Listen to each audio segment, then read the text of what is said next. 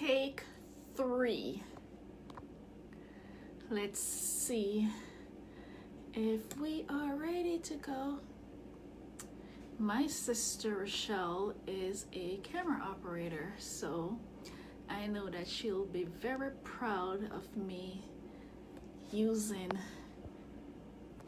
the film industry language in my post. So this is officially take 3. When take 1, when take 2, when take 2 doesn't work, then we move to take 3. Okay. Adding Michelle. So I'm adding you now, Michelle.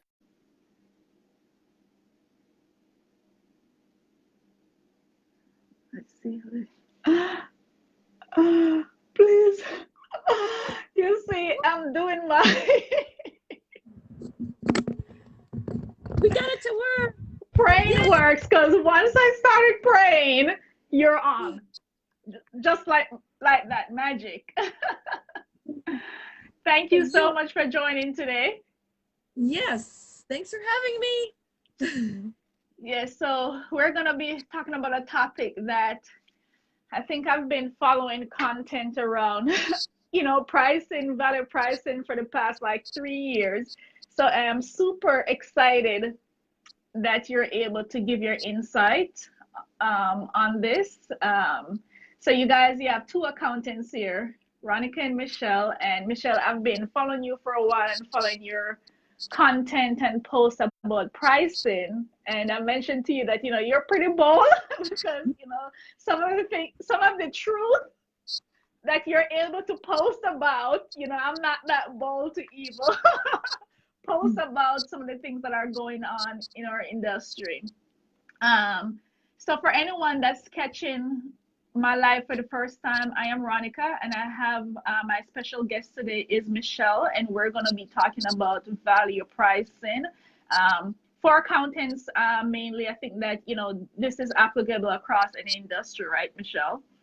Yes. Yes. So this is yes, but we're talking specifically, to accountants and tax professionals. Just because we're also in that business. So okay, so thanks for joining, Michelle. You can go ahead and introduce yourself. You've been in the business for a while and you've seen a lot. Let's go ahead and introduce yourself. Thanks for having me. I'm Michelle Riffe. My business that most might know me by is Sherwood Financial Business Solutions. I have historically worked with mostly brick and mortar business owners, a lot of construction type folks, agriculture, pretty broad actually. I don't have a niche other than my niche is to work with folks that I can help the most. And then at a certain point, I reached a point where I became one of those overworked, underpaid, too many clients, accountants. So I started to try and figure out how could I increase my revenue, not work, hundreds of hours, and constantly trying to serve lots of clients and not very well. Right, because you've been there, right? You scale the business, have the clients, and kind of like having it all for what us, accountants, is aiming for in business. Yep. So about 2 years ago, I won a contest with Firm of the Future and mentored with Ron Baker. Then I went to Scaling New Heights, was introduced to Mark Wickersham. I've mentored with him for 12 months to 18 months maybe now. I have literally absorbed everything that I can possibly find on building a better firm through value pricing, working with fewer clients at a deeper level, and not working myself to death in the process. And I'd really like to see that become more of the norm for our industry. The burn and churn is burning us all out. The low prices is burning us all out. We're not building firms necessarily or building businesses. We're creating jobs for ourselves. Work. But yes, and a lot of work. And if we're going to do a lot of work, at least we should do is also get paid well. Get paid So for. Hmm. It's funny thing that you said that, because I was talking to someone last week, and they're like, you know, when you're marketing to, once you get an accountant on the phone, like, accountant thinks they know everything about growing business and so forth, but they're still in the grunt of their self-employed work and not the business. And we see a lot of that happen, just because it is hard work. It's a lot of detail attention that you have to pay. So you definitely don't want to be getting having all this extensive list of clients, because you'll definitely get burnt out. The first question I want to ask you is basically, tell us, what is basically value pricing? value pricing, there's the textbook definition. I'll just give kind of a summary of what I Yeah, call it. we don't want a textbook. Yeah, just give us the Well, Michelle version. value pricing basically is pricing based on your results or the deliverable. It's based on what the customer finds valuable, but also incorporating in there what they also need. So a prospect can call wanting one thing, but that may not actually be what they need. So it's a culmination of what do they want, what do they need, putting a price tag to it as far as value on their end. What are we willing to do the work for?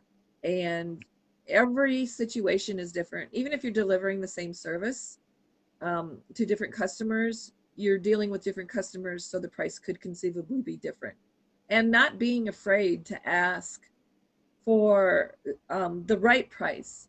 So they might be calling it bookkeeping, but ultimately we might be providing advisory services. So the advisory services is where the value really is at.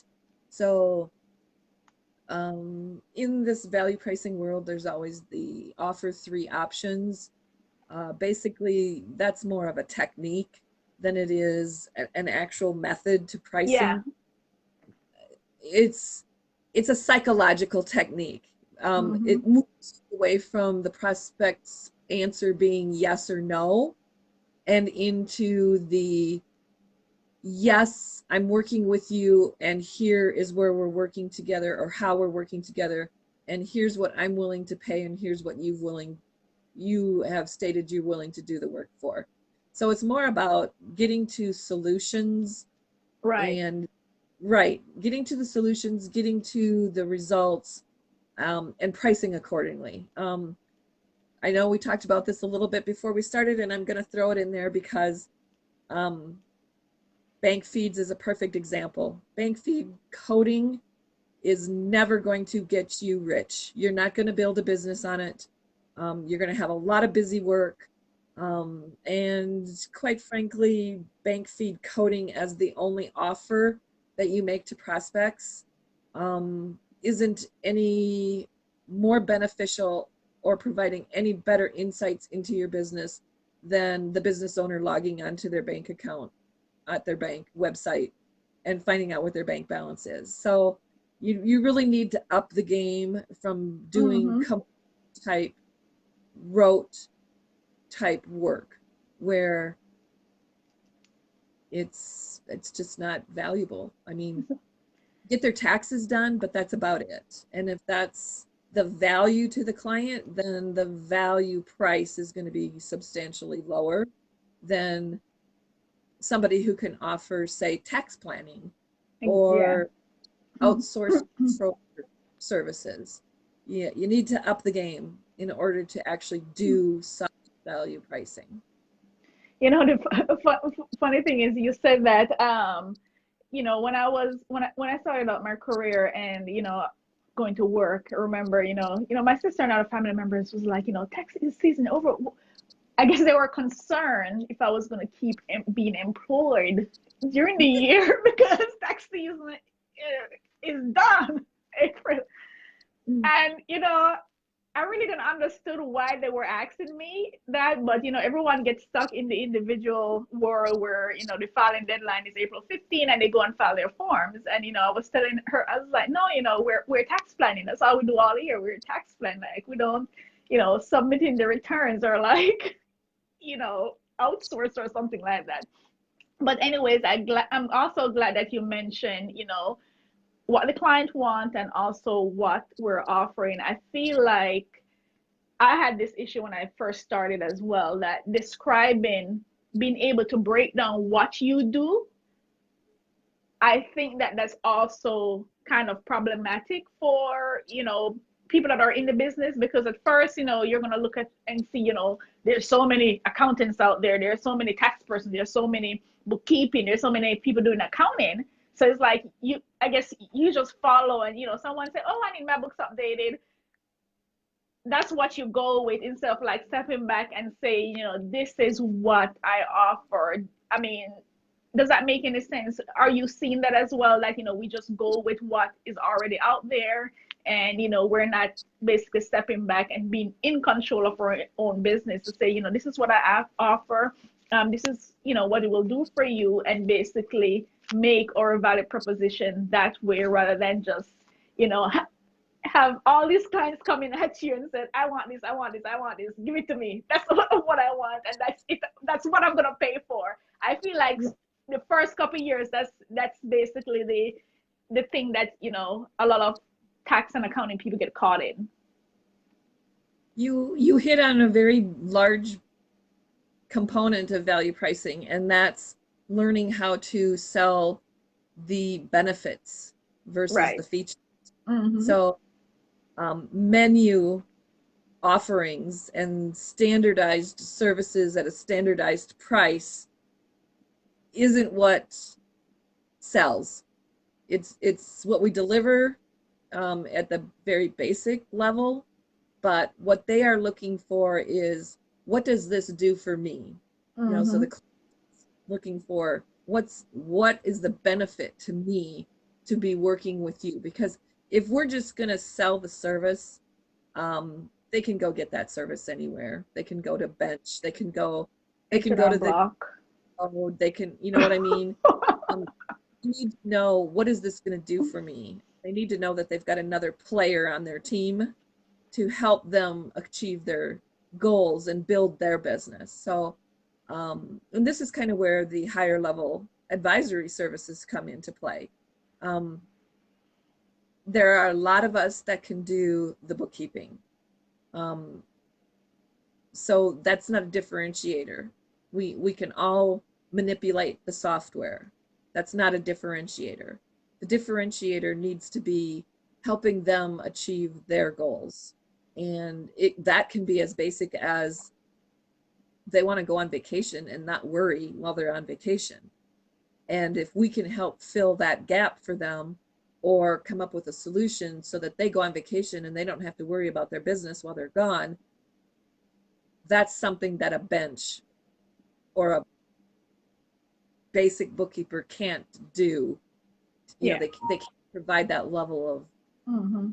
security, that level of, I can leave my business and it's not going to fall to pieces. So there's value to that, and when there's value to it, you can price accordingly. Yes. And when we're also talking, you had mentioned, some of the, I guess, the issues that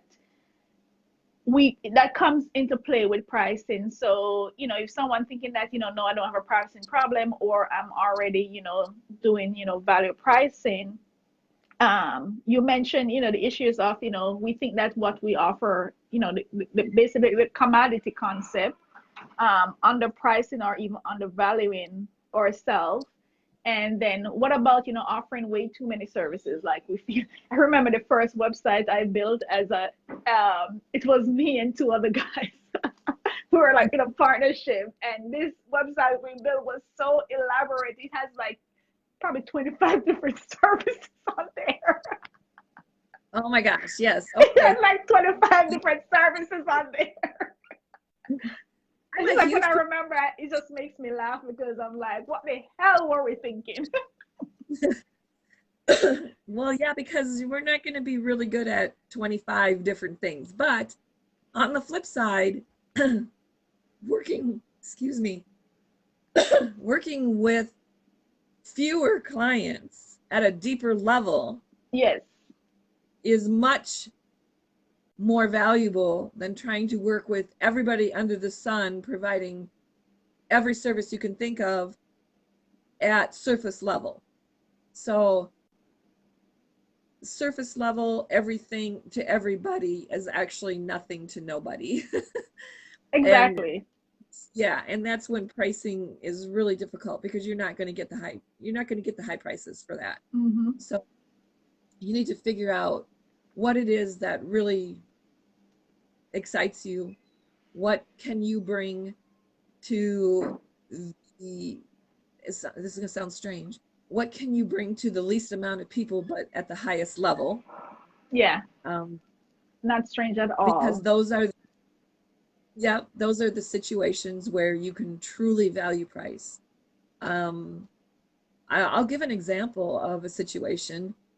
Um, I love cleanups, and new file setups and things like that. That's my forte. I bid a project at $19,000 for a file split and to make sure that the new file was set up and operational. And basically, it was 6 1-hour follow-up phone calls, the actual file split, which I outsourced for $1,500, and I priced it at $19,000 because it was of major importance to them that they retain the prior 2 years worth of data. They have payroll, they have inventory, and I mean, technically that's like 2 grand an hour Yeah. for work. So that's why hourly billing is just crazy, because you can provide a service of so much higher value and actually get paid for it. And by agreeing to it up front, you pretty much make sure that your bases are covered, obviously, prior to Mm-hmm. pricing. Yeah. But there, if you were to tell somebody, I'm going to charge you $2,000 an hour to do this file split or build this new file, they would never hire you because they're looking at it as, I'm paying you $2,000 an hour. Are you crazy? Um, so you have to Yeah. sell the value of it. You have to Mm-hmm. understand how important it is for them to get this done and meet the criteria within the time frame. And that's the benefit of value pricing, is there's no cap on what you can earn, and you solve a problem to the level that they want it solved, and they Mm-hmm. agree to the price before you ever even start. And that's kind of the other thing. Stop doing things for free. Stop giving away services. Stop free phone calls. Um, all of that we think is really simple, and just because we know it off the top of our head, Right. we know it because we're experienced, because we've done the education, because we've done, they don't know it. Mm-hmm. And we just voluntarily, without ever thinking about the value of what we give the answer for, is really important to them. Exactly. Or we may, I guess at times, even, some conversations that I've seen is like so scared of, them saying no. Yes, A lot of times it's kind of like, you're going to just save me some work. I'm not scared yes. of a no. And that's okay. I mean, if they It's going to want to pay, save me some time. yeah, if they don't want to pay what you have offered them to and help solve them, at least you're not out any work. You haven't lost any time. You haven't done any work that you're not getting paid for. Mm-hmm. Um, so it's kind of a win all the way around, because then you can just move on to the next prospect and not. I mean, how many times have all of us done write-offs or how long has it taken us to do an invoice? Because we're trying to remember every single little task that we performed to Oh my justify. gosh. Never, never. I've had a few attorney clients that asked me for that, and I was like, um, that's not a part of our agreement. I don't do that. Exactly. And it's crazy. And even after we do all the unpaid time it takes us to do the billing to justify the time that it took us to do the actual work, we ultimately still end up writing it off in some capacity. You know, because they're shocked by the bill when they get it. Um, Hmm. they just don't pay at all, or they ask for the discount, or all of that goes away when you value price. All of it. Yes, and completely agreed. I've never charged by I've never, I guess, charged by the hour. How I started my business was actually working. I was still in a full-time job, so it was like, I was like online having, doing all these research and so forth. So I've never, so it's kind of like I've learned some of that information before I went completely full-time. But what I wanted to ask you, so, we're looking at, the value pricing, and that's definitely a way to get to your desired revenue faster than trying to get, and also without burnt out. But also, in my head, I'm thinking that, do we know what we're going to offer first and what value, then get to the pricing? What's like the process that, a tax professional and accountant go about doing that? Because we can all say yes, we're going to do value-based pricing, but what of value are you offering? How, I don't necessarily think how you break it down, but it's kind of like how you describe what your how you describe what value, what problem it solves. Yes, what problem, how do you describe what problem it solves? So Yep. is it the offering that comes first? Because I do remember I had to work a lot on my tax planning offer to make sure that, I completely, when I'm, doing outreaches and so forth, I'm able to articulate how it's different from tax preparation. Because normally someone is going to say, hey, I already have a CPA, or that's the number one rejection to anyone that's reaching out for tax planning. I already have a CPA, I already have someone taking care of my taxes. So it's kind of like, what am I going to say to them? And, how am I going to frame that message to let them see that, hey, dude, I'm not asking to prepare your tax return. We're talking about tax planning. It's completely different. And one of the things I also say to them that, your provider can still do your return. And I think that's kind of like open. I was like, oh, what are you talking about? And then that also basically open up. So is it positioning yourself and knowing what you're going to offer, then decide of what price point you're going to take for it? What do you think? Yes. The first step that I do with any new prospect is a file review. So this is more on the accounting side of things, I guess, bookkeeping side of things more than the tax side, but I think it can be applied on the Yeah. tax side too in certain ways. So that file review is also a paid engagement. So I don't do file reviews for free. Yeah. There's three offerings, three different levels that I offer for a file review. Every one of them provides benefit and provides value of some level. So depending upon which option they choose, that's the route that we go for the file Mm-hmm. review. And then after that, phase two would be the discovery session. So we sit down and we have a very thorough conversation about where they're at, where they want to go. That's the quick, short version. Where are they at? Mm-hmm. Where do they go? And what do we need to do to get there? And again, then three more options are offered on Mm-hmm. how we're together going forward. Um, I've also started to put certain things in place, meaning like if a prospect isn't willing to pay my minimum entry level fee, we don't work together. If they balk at certain points and they won't allow me to do the file review, or they don't let me, they don't want to pay for the discovery session, we don't continue to work together.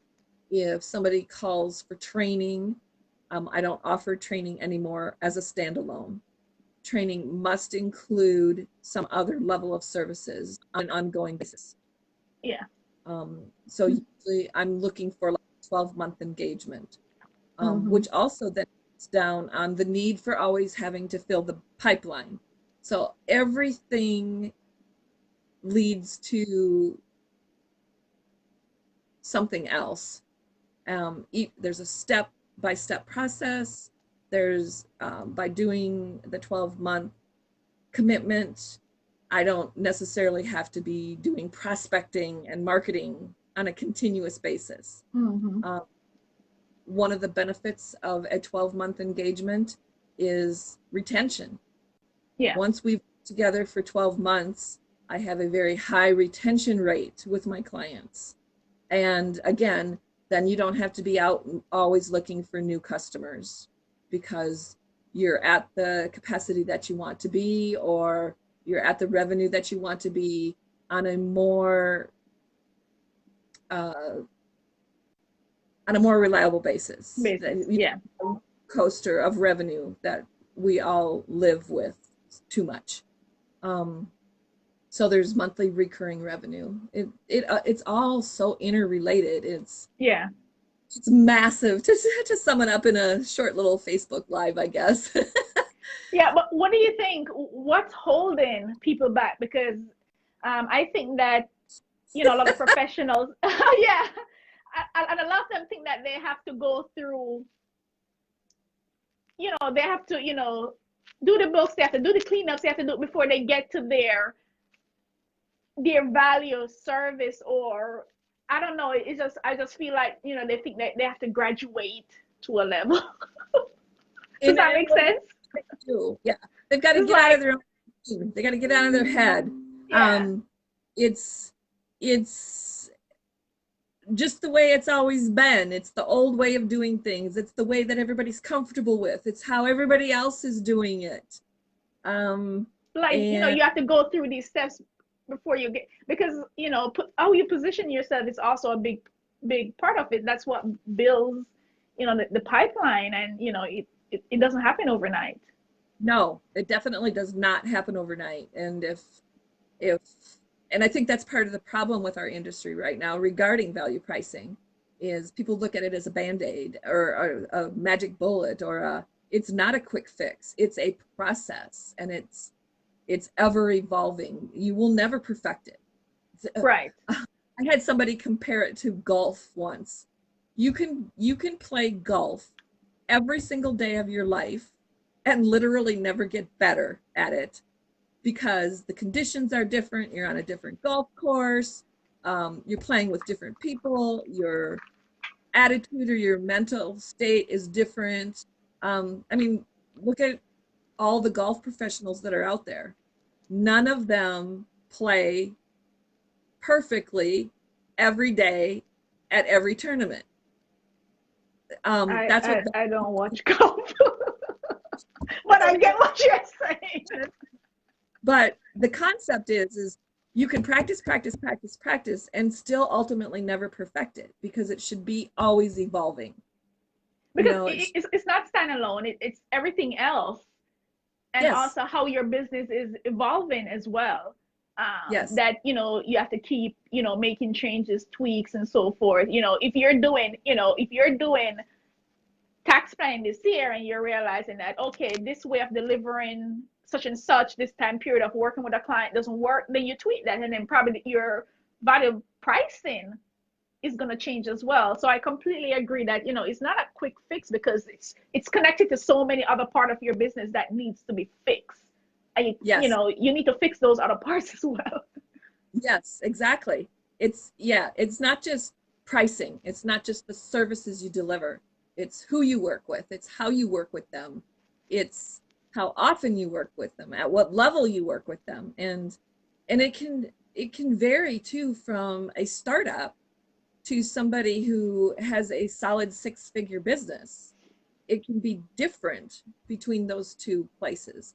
And then as you start to travel upwards to 7 figures and 8 figures, how you value price can even be different, because again, it can be different because you're going to now start working with a different type of client, or you might start out small and then you decide that you don't want to stay a solo, or you want to grow a team, or you want to really grow a business. So it changes as you change, as your business changes. So if somebody thinks they're going to learn value pricing and that's how it's going to be Are they forever, just gonna start price and it's gonna fix all the problem? yeah, that's not how it works. And that's the way how they treat, marketing as well, that you're gonna do this one thing and it boom, it works, and it's gonna solve all the problem. Well, then you basically run yourself in the ground because you're trying to offer way too much or do too many things for you're not basically clear on what you're offering as well. Yep. So there are things, mindset. there are things in my business that I did 4 years ago that I don't even touch anymore in my business now. And it affects how I price. Yeah. And it affects who I want to work with and how I work with them. And 4 years from now, I expect that today to be nothing like it is in 4 years. And Mm-hmm. it's kind of the whole purpose, isn't it? Is to constantly be growing and evolving and moving forward. And moving forward. Exactly. Yeah. Exactly. So, this is definitely for you if you're looking to basically trim down, your offering, work with less clients, charge higher fees, and eliminate burnout. Eliminate Exactly. burnout once and for all. And I mean, I can admit it. I'm pretty biased when it comes to taxes. So I'll, for anyone, tax professionals who reach out to me for advice, anyone that's, in any of my coaching group, I'm like, don't even bother with individuals unless they're making a lot of money. Don't even Exactly. bother with individual clients. Send them out H&R Block or something. If they're family members or friends, then that's cool. But business owners are who you need to give your time to. Right. You need to focus Get on rid of the, all the individuals. yep, Because they're the one. Go ahead. Yep, high impact is where you want to be. Exactly. And I know that I'm super biased with this. And then, some of them were like, oh my gosh, I just want to help us. No, no, no, no, no, no, no. Don't say that word, help out. Don't say that word. They can help after they've helped themselves. Exactly. You have to be financially stable first. Then you can do all the helping that you want. But you don't build a business on helping people. You build a business on helping people by building your own business and charging. Exactly. We found out real quick that individual clients, no way. After like the first tax season, when I was even still working full time, I was like, no way, I'm not gonna deal with them. It's like if they don't have a business, then just, you know, it's basically you're gonna get rewarded, next tax season, or once you start positioning yourself as someone that can help business owners, rather than wasting your time with a lot of individual clients who wants to pay you pennies to do a tax return, even though it may take you whatever time to do it. It's like, why even bother? Yes. And it's not like we shouldn't or can't service a certain type of service. So like in your case, individuals, but you need to determine how to do that correctly, profitably. And if you don't want to do it at all, and you recognize that, it's okay. It's okay to not do it. To not do it. Yes. So, but for those that do want to do it, you need to figure out how to make it work so that you're not killing yourself in the process. Right. And then trying to check H&R Block website to see how much they're charging so that you can price match. Yeah, yeah. Individuals, they look at tax returns more as a necessary evil, I guess, than Yeah. and unless they are a high wealth person, Yeah, that's need different when they're high wealth. right. Yeah. Yeah, the average American though just needs to get the tax return done. They're looking for the cheapest place to go, and you don't want that to be you. That's a lot of work. But anyways, that's why I said I did tell her that I'm very biased because I'm like, no way. Don't even bother. But Exactly. yes, yes, if they want to do it, then they'll go ahead and do it and make it profitable. Yes. So Yeah. you have the perfect answer. Just Um, be Go ahead. different. Be Yeah, be different. different. Yep. Exactly. I like that. Anything else that you want to share about value pricing? I think we kind of covered a few of the bases. Yeah, if people are out there and they want to learn how to do it and they want to build a business based on value pricing principles, working with the right people at a deeper level, at higher fees. Um, it's got to start with the mindset. They've got to start to build that confidence. They You when you you coach this as well, I do, right? Yes, yes. you do coach this as well. Okay.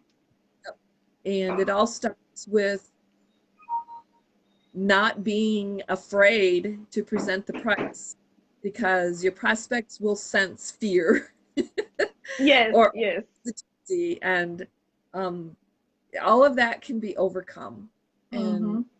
become a part of your new way of pricing and your new way of building a business. Absolutely. So if anyone seen this video and you want to get off the hamster wheel, eliminate burnt out, and you still love your accounting business, you want to, increase your pricing and work out, your clients and who you're working with and so forth, go ahead and contact Michelle. I'm going to go ahead and tag her in this post, and you will be able to contact her as well. And if you're planning to add tax planning to your tax business, then I'm going to post a link below this video where you can go ahead and sign up. The next session starts on September 23rd, and there's still, I think it's still open for you to receive $500 off if you sign up before Friday. But that's it for today. Michelle, thank you so much. I always like giggle when I see your post because I'm like, yeah, I I just love her. honesty is the best policy, and Exactly. that's just the way it's going to be. My intentions are never to hurt anyone's feelings, and actually that's more to make them start thinking. Make them start thinking, and I love that, and you're bold and confident with it. So I love it. I love the post. I've read all of them. Thank you. I appreciate it. Well, awesome. Thank you, and take care. Okay, thanks for having me.